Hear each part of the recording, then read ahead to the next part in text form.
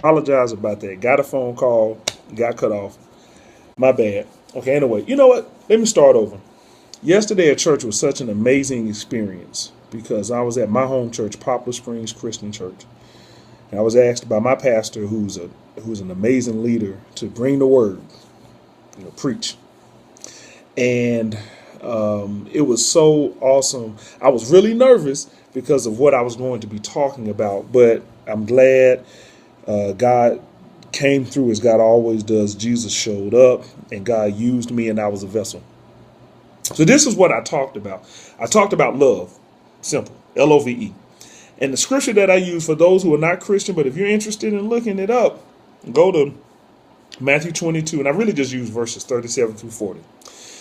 And in the verse, Jesus is asked by a lawyer. As a matter of fact, he just finished kind of shutting down some Sadducees and some Pharisees. And he was asked, what is the greatest commandment?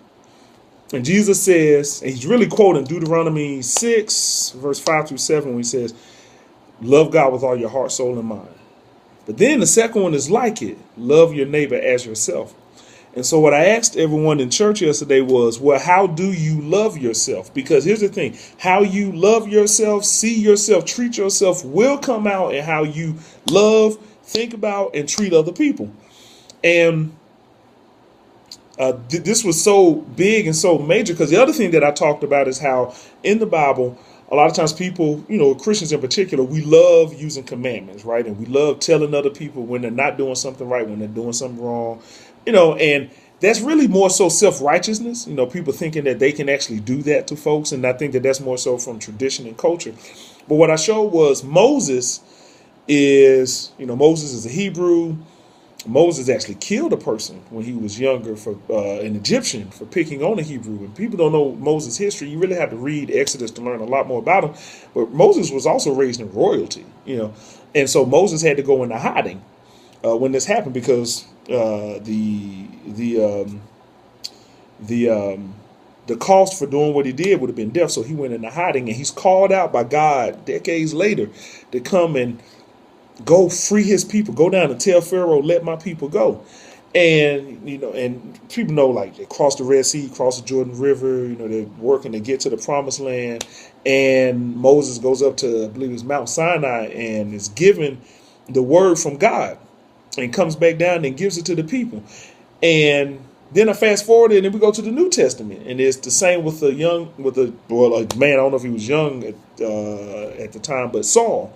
And Saul was a Pharisee, and Saul was so adamant about his fight against Christians that Saul was like, look, I'll go and get them. Saul was a persecutor. Saul was also a Pharisee, but Saul was also from Tarsus, which meant Saul was educated. Saul was highly educated. And of course, Saul goes through his transformation, his change. He has an encounter with Jesus. And then Saul comes out, and Saul's a different person. And Saul also has commandments, and he's giving things to people.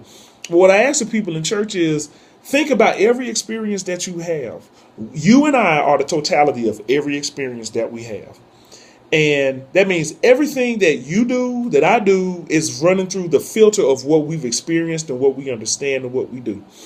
Recognizing people in the Bible, yes, inspired by God, but they also did the same thing. As they're reporting out and telling people what they understand and what they're getting from God, they're telling it the way that they understand it, and they're telling it based on how they know to tell it. And if you don't believe me, read Paul's letters and then go back and read Peter's letters. You can tell the difference just in the language. A person who's formally educated and a person who's educated by life, and how they talk differently. So the reason that I'm saying that is because what a lot of Christians, or most people do, if you were like very religious, we love to use the commandments, and really I don't think people fully understand that. And using that, what you're also doing is using those people as an example for who to follow. But according for me, I'm speaking as a Christian. I'm speaking as a follower of Jesus. From what I read, the best example is Jesus.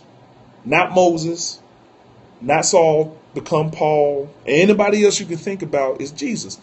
And what I talked about in church is how, look at what Jesus did. And actually, if you look up Andy Stanley in particular, your move, You know, this is a powerful preacher down in Atlanta, powerful guy. You know, he's the son of a powerful preacher, Dr. Charles Stanley. So, you know, like both of those guys are just like really heavy in ministry. But even he talks about how Jesus elevated the dignity of individuals and everyone he came in contact with. And so the other thing he talks about, and I agree with him, is that Jesus actually put people before commandments. Jesus knew how to exercise compassion. And so what I'm saying is that we as Christians, but really we as humans, need to do a better job of exercising compassion, utilizing compassion when dealing with people. It's a lot going on in this country right now. I said we got to stop playing church. We need love. Love is real. I'm on the battlefield for love, and we need this. And so the way that I kind of closed out yesterday was, how do you love yourself? How do you love other people? If you see people who live a lifestyle that you don't agree with or whatever, my question is now, what would Jesus do? Especially if they come to you and they ask you for help. My question is, what did Jesus do? Well, Jesus didn't throw commandments in their face. Jesus would meet their needs. You know what I'm saying? We need to do a better job of that. Stop thinking that people need to be fixed. Because if anything, the whole world needs to be fixed. Because the whole world needs love in their life. Like the whole world needs that. But if you're looking at somebody because of various things, you know, like, and I actually talked about, you know, our brothers and sisters who are the GLBTQ community, gay, lesbian, bisexual, transgender, and queer community, and how a lot of people really look down on our brothers and sisters. And we have no right, and we should not be doing that. And we should not be treating people differently because of sexuality and because of orientation and because of race, color, gender. We should not be doing that. And hurt people hurt people. Oppressed people oppress people. So look inside of you and ask yourself if you have any areas of shame. And if you do, why are you ashamed? And if you are, recognize that will impact how you engage with other people. And I'm here to say, Rashard, Dr. Easley, Pastor Easley, Minister Easley, Deacon Easley, Thomas Easley, whatever titles, you know, like that I have, I'm here to let you know I'm not a perfect person. I know that I have a lot of work to do. I have made mistakes. Shoot, I made mistakes yesterday, Saturday, today, you know. But I'm no better than you. And you're no better than me. But together we are better. Together we are better. And we really need to start living like that and stop thinking that we're self-righteous and we all know that we're the all-knowing when we are not. As a matter of fact, one thing I do know is that I don't know anything, which is why more wisdom keeps coming. And I just want to share that with you all. We need to love one another. We need to stop. We need to stop what's going on right now. It's a lot going on in this country. I'm not this big time leader, so I can't talk about it all. I don't know everything, you know, that is going on. But I know something. I know what's missing. Love is definitely missing. So I challenge you all, please think about what you need inside. Think about if you have shame. Think about if you're hurt by something. And all hurt does from somebody else is makes it worse. So look, let's stop being trifling. Usually when we know better, we don't do better. But I'm saying let's do better. If it didn't work for you, don't turn around and do it to somebody else. Okay? And whether you're a Christian or not, we need each other. So I want to let you know, whether you serve the same faith that I do, believe what I do or not, I want to help. But at the same time, I want to be helped. So let's do what we want and what we need. All right? God bless you. I'll be coming back soon.